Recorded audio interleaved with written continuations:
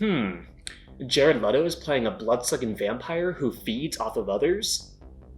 Are you sure this isn't a biopic? Guys, I got plenty of Morbius jokes just ready to go. Another one. Watching Morbius was a pretty morbid experience. And if I wanted to see Jared Leto embarrass himself, I would just rewatch 2016 Suicide Squad. Or maybe House of Gucci. Or maybe I would just put on a 30 Seconds to Mars album. Also, this movie, Morbius, it would make a great double feature alongside something like Halle Berry's Catwoman from 2004, or Ben Affleck's Daredevil. What I'm saying is that Morbius felt like one of these early 2000s comic book movies, and that ain't a compliment. This seems like the type of movie that would have a Chad Kroeger solo song playing over the end credits. You know, that amazing hero song that played at the end of 2002 Spider-Man, "And there's a hero among us," where Chad Kroeger sang like he had some sort of throat cancer. Yeah, that's this movie, Morbius. No sir, I didn't like it. Welcome to yet another episode of Round the Clock Frights. I am Josh, and today we're here to talk about Morbius, another desperate attempt from Sony Studios to make live-action solo films featuring Spider-Man villains. Now, I'm not overly familiar with Morbius as a character. In fact, what I remember him from the most, he made an appearance in the 1990s animated Spider-Man series. You know, that series that premiered on Fox Kids, and they couldn't have, Spider-Man, punching anybody, and they couldn't have Morbius drinking actual human blood. So instead, he drank plasma in that series, because God forbid, you put Morbius in a TV show and have him drink actual blood, just perish the thought. And this movie is PG-13, so they couldn't even go all the way with that aspect of his character. They should have been R-rated, but trust me, that is the least of this film's problems. And Sony seems to be picking Spider-Man villains at random and giving them their own solo movies. I think the next one we're getting is Kraven the Hunter, starring Aaron Taylor Johnson. And here's the reason. Okay. I wasn't the biggest fan of Venom starring Tom Hardy, or Venom Let There Be Carnage starring Tom Hardy and Woody Harrelson, even though that movie did have a tremendous after credits sequence. And the reason is because many of these villains don't work by themselves. The reason that they're so popular and the reason they've gained such a following is because they were established as Spider-Man characters first. You have all these comics where Spider-Man was the central protagonist and these villains came in to disrupt his life. But these villains normally weren't the focus. They were villains. They were characters for Spider-Man to go up against, and they don't work by themselves. So Sony making all these solo movies, it's getting pathetic at this point, guys. And, I was rewatching a video from one of my favorite YouTube channels, Red Letter Media, and they were talking about Thor Ragnarok, and they made a very valid point. They said that when Doctor Strange shows up in that movie, they knew exactly who he was and what he was all about, and they didn't necessarily need a solo Doctor Strange movie.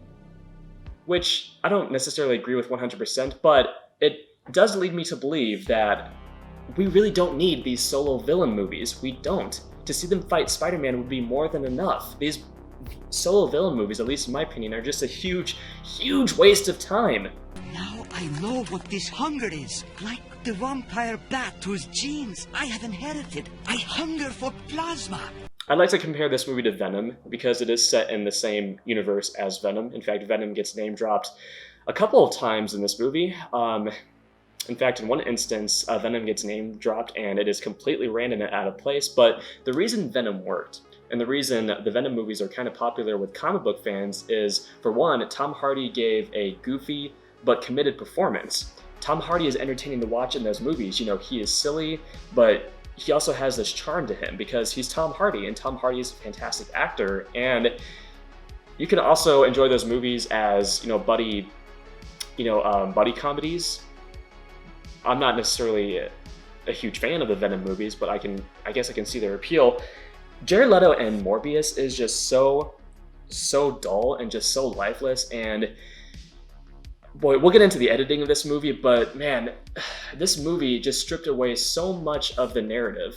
There were scenes that were featured in the trailer, and they obviously cut from the theatrical cut, supposedly, to condense the runtime, and it just made the movie such a jumbled mess, but we'll get into the editing, believe me. So the plot of Morbius is you have this biochemist who, has lived with this terminal disease all of his life, and he's trying to find a cure because he has a death's door, and he goes to, I think it was Peru, he goes to either Peru or Puerto Rico in the opening scene of the movie to obtain all of these bats so that he can essentially mix his blood with that of bat blood. He wanted to combine his DNA with the DNA of these bats, which, goofy comic book science, whatever. But he ends up obtaining, these superpowers. He can, jump onto walls, he can fly, he has, like, this bat sonar that he utilizes throughout the movie, although he can only use these superpowers when he consumes human blood. When he doesn't consume human blood, he becomes very weak and vulnerable. So that's the plot of Jared Leto's new bowel movement, aka Morbius. I was talking with my friend Brian after the movie, and let me tell you, this movie wasn't really packed. It wasn't a very packed movie theater, but man, if it had been, we probably would have been kicked out because we were just howling with laughter at certain scenes, and we just couldn't contain our disdain for this movie. It was a fun time, to be sure, even though this movie was truly, truly abysmal. And I was talking about it with him afterwards, and he made a very good point. The editing in this movie is exceedingly jumbled. There's at least 4 opening sequences, 4 intros for the main character, Michael Morbius, and it seems like Sony stripped away at least 30 minutes away from this movie, so we're left with the bare essentials. But there's absolutely no room for character development. We don't get to spend enough time with these characters to really care. And Jared Leto does, I guess, the best that he can with this material, and to his credit, he's done over the top and hammy, but that doesn't necessarily make his character a very fun watch. And the lead actress in this movie, she isn't a developed character. She is a person for Jared Leto to talk to share his feelings with. She is a character's girlfriend. She has absolutely no interest whatsoever. Matt Smith is probably the most entertaining thing about this movie because, man, it felt like he was ripped out of the 1960s Batman series with Adam West. He was amazingly cheesy in this movie, but for all the right reasons. He was fun to watch. There was one dance sequence in particular that had both me and my friend Brian just screaming. It was so hysterical, and I just laughed harder at this movie than I have at any other movie in 2022. It was just... So, at least that movie had going for it. There were some entertainingly bad sequences, but the editing, like I said, there were so many moments in the trailer that just didn't end up being in the movie. They were deleted completely. Scenes featuring Jared Harris, who is actually a great actor, he shows up for the first 20 minutes of the movie or so. He completely disappears for an entire hour. He shows up briefly again near the end, and we got to get into some spoilers here, guys, because this movie contains some very annoying tropes. So the lead actress, near the end of the film, Matt Smith confronts her, and she ends up dying temporarily. And the female character who serves as the main hero's motivation, especially when she dies, that is just such a tired trope. I am so sick of seeing it, and it is just so it's just so lame. And like so many other comic book movies, the antagonist is a version of the hero, just a more sinister version of the hero. We've seen this a million times, and oh my god, the technical aspects of this movie, the cinematography is just ugly. It is murky, the direction is very flat, exceedingly flat. There's only one sequence that was well put together, and it was a sequence in a hallway featuring a nurse at this hospital. You'll know exactly which scene I'm talking about because it's the only scene in this goddamn movie that has any freaking visual appeal. And you can quote me on that. Back off! What do you think you're up to, creep? Leave me alone! Stay away! That weirdo can fly. So the unintentionally hilarious moments. Okay, so early in the movie, Jared Leto is having a conversation with Matt Smith, and he's wearing this long black coat, and this is before he gets his vampire powers, and he puts his collar up like this. It's just such a hilarious choice. It reminded me of that episode of The Office where Jim is messing with Dwight and makes Dwight think that he's a vampire. You know, he walks away and he puts his collar up and he just looks back at him with this sinister expression. It just reminded me of that. It was so terrible and so hilarious. And this movie also rips off numerous other comic book movies. There's a sequence that is lifted directly from Christopher Nolan's Batman Begins where Jared Leto steps inside this chamber filled with bats, and the bats swarm around him, and what does that sound like?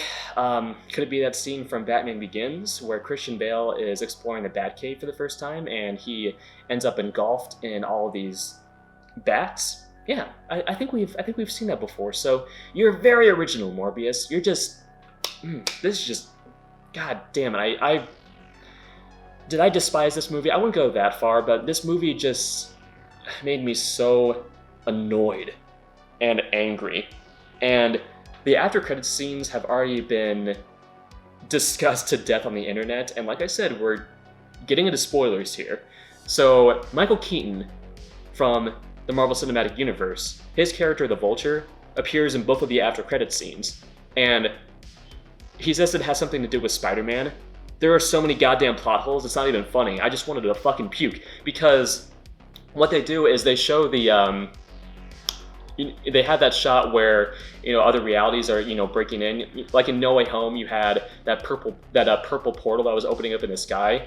They have that, and they have Michael Keaton just appearing out of nowhere inside this jail cell. That makes no freaking sense, because if you watch No Way Home and you see why this portal was there to begin with, it doesn't make any sense.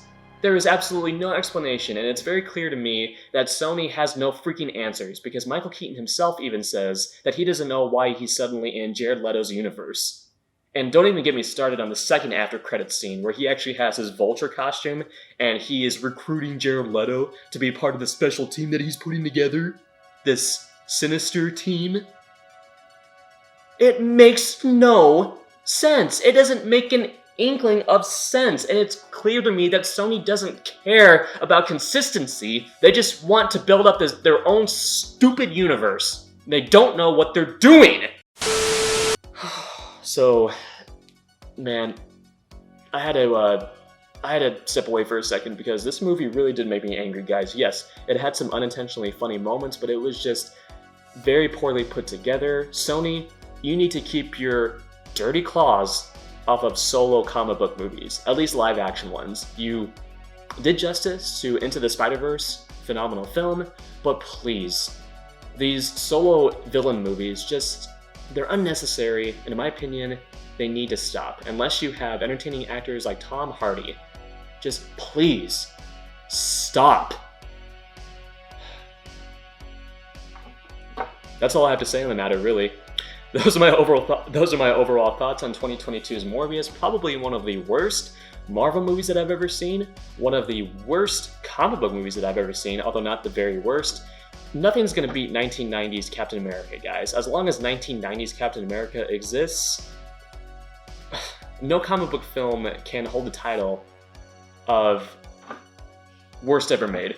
It's just not going to happen. But yes, guys, thank you so much for joining me in my very heated discussion of 2022's Morbius, starring that guy from 30 Seconds to Mars. So, what do we have planned for the rest of the year? Well, we are going to be reviewing another comic book movie that seems to have some horror elements, and that is Doctor Strange 2, directed by my man, Sam Raimi. It's a Sam Raimi movie, so of course we're going to review it. We're going to be doing that in May. There's some other exciting horror films coming out very soon, and I just can't wait to talk about all of those. Also, guys, I finally finished my short horror film Out of the Grid. Unfortunately, due to the rules of multiple film festivals, I can't release it to the public yet, but I want to thank you so much for all your support. You know who you are. It's been a difficult process, but you know, hopefully when it gets accepted into these festivals, it will all be worth it. I'm not saying it will be, but you know, I have hope. And it's been a very fun process. I really loved working with my crew, and my actors, and I just can't wait to get it out there finally. But yes, guys, thank you so much for joining me again in my discussion. If you like this, please subscribe to our channel, Round the Clock Frights, for more horrific content, and I don't know, maybe skip this one. Do you need to see it in theaters? Probably not. Wait until it comes out, then you can do a double feature alongside Catwoman or, like I said, Ben Affleck's Daredevil, because it belongs with those films. Anyway, guys, thank you so much again. Stay scary, boils and ghouls, and take care. Have a very scary day. I don't know why my voice just got deeper, but yes, have a scary day. Goodbye.